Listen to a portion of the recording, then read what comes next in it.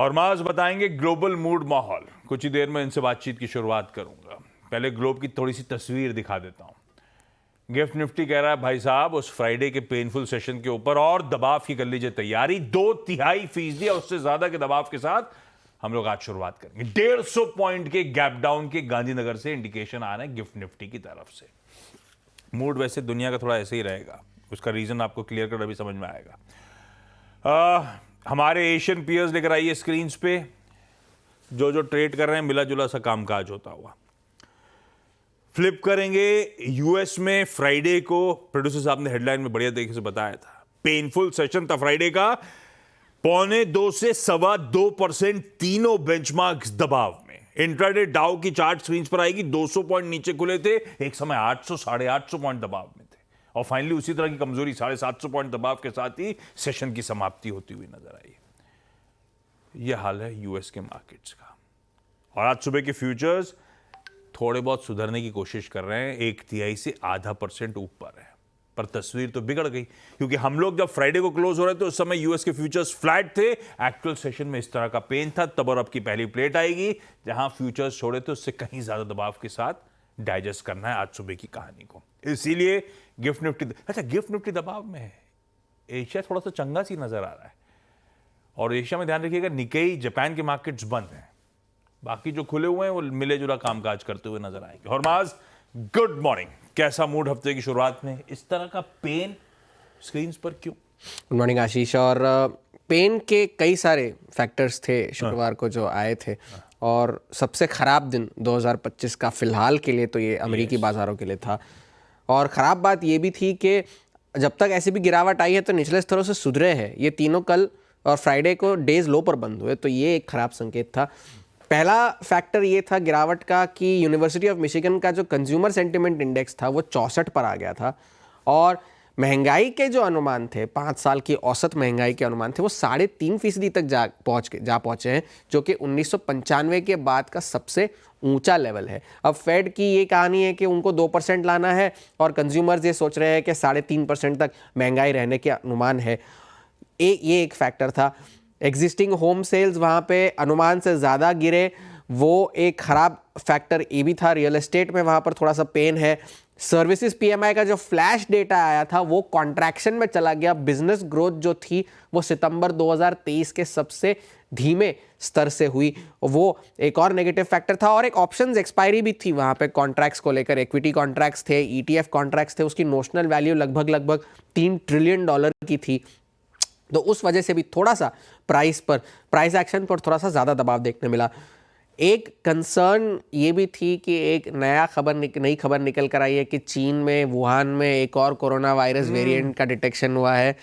वो सिर्फ लैब में डिटेक्शन हुआ है, अब तक उस पर कोई इंसानों पर नहीं हुआ है। नहीं, फिलहाल तो सिर्फ लैब में हुआ है। इंटरेस्टिंग था, यूएस में वैक्सीन मेकर्स वगैरह सब शॉक। हाँ बिल्कुल, हाँ, मॉडर्ना, नोवावैक्स सभी के शेयरों में 6-8% की तेजी देखने मिली थी। ये आउट परफॉर्मर्स थे। दूसरा बड़ा टेक अवे ये था, तो इन सारी वजहों से जो है गिरावट देखने मिली थी। दूसरा बड़ा टेक अवे या संकेत वीकेंड पर आया। वॉरेन बफे का जो एनुअल शेयर होल्डर लेटर था, उन्होंने ये कहा कि भाई हमारा जो तवज्जो है वो कैश छोड़कर इक्विटी पे है, मगर तस्वीर कुछ और बयां करती है क्योंकि उनकी कैश पाइल जो है $334 बिलियन पर पहुंच चुकी है। और उन्होंने ये नहीं बताया कि हम किन शेयरों में जो है खरीदारी करने की सोच रहे हैं, क्योंकि 134 बिलियन के शेयर उन्होंने बेचे 2024 में। ज़्यादातर एप्पल और बैंक ऑफ अमेरिका के बेतहाशा सेलिंग इन दोनों शेयरों में की है। और खुद के ही शेयरों को उन्होंने बायबैक नहीं करा फोर्थ क्वार्टर में। उन्होंने कहा कि हमें अपने ही शेयर अच्छे नहीं लग रहे वैल्यूएशन के हिसाब से, तो हम बायबैक नहीं करेंगे, ये वॉरेन बफे ने कहा।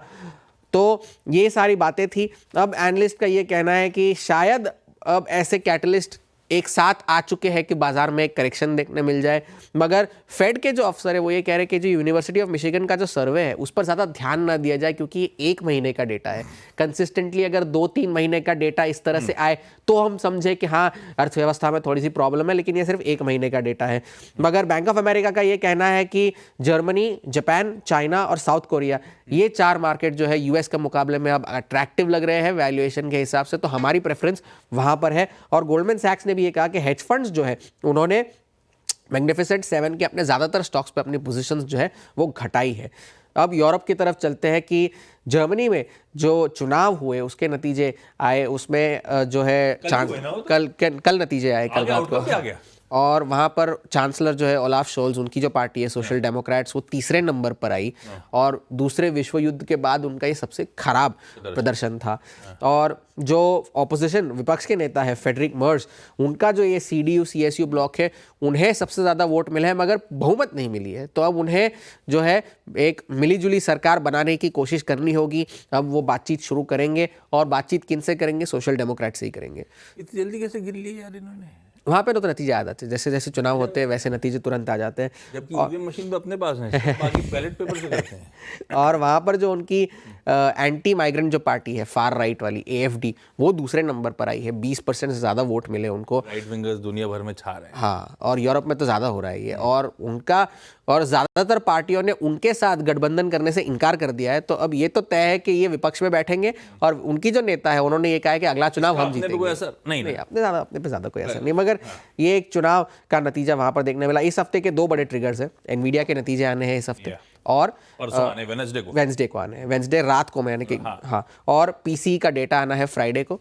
तो उस पर नजर रखने की जरूरत है। लेकिन फिलहाल जो है हैंडओवर बेहद कमजोर है, बेहद कमजोर। ये ध्यान रखिएगा कि थर्सडे को भी डाउ पिटा था। 2 दिन में 1200 पॉइंट हो गए दरअसल डाउ करेक्ट। थर्सडे को पिट रहा था किसी वॉलमार्ट के नंबर्स के चलते, और अब ये इस तरह के अपडेट्स आते हुए इकोनॉमी ठंडी पड़ रही है, इन्फ्लेशन सरदर्द कर रहा है, कोविड का कोई और नया वेरिएंट सामने आ गया है, सब रीजन बने सिंपली पुट रिकॉर्ड उच्चतम स्तरों पे यूएस मार्केट्स की प्रॉफिट टेकिंग के।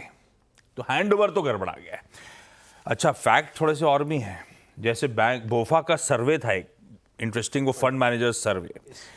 एशिया पैसिफिक में हिंदुस्तान की इक्विटी सेकंड लीस्ट प्रिफर्ड है। सबसे ज्यादा एशिया में पसंद आता है जापान, उसके बाद ताइवान। पिछले सर्वे में चाइना लीस्ट प्रिफर्ड था, वो चाइना थर्ड मोस्ट प्रिफर्ड पे आ गया है। और पिछला सर्वे मतलब जनवरी में हुआ था, तब 10% फंड मैनेजर्स इंडिया पे अंडरवेट थे। अब 19% फंड मैनेजर्स इंडिया पे अंडरवेट हैं 12 मंथ के टाइम होराइजन के लिहाज से। एक सवाल का जवाब नहीं मिल रहा था कि जब इंडिया सेकंड लीस्ट है तो लीस्ट कौन सी? इवेंचुअली रात में मैंने ढूंढा, थाईलैंड सबसे नीचे, उसके ऊपर अपन लीस्ट में। तो पैसा कमिटमेंट आ नहीं रहा है भाई साहब, और फंड मैनेजर्स को अपन 12 मंथ के टाइम होराइजन के लिहाज से आज भी अट्रैक्टिव नहीं लगते, ये ध्यान रखिएगा।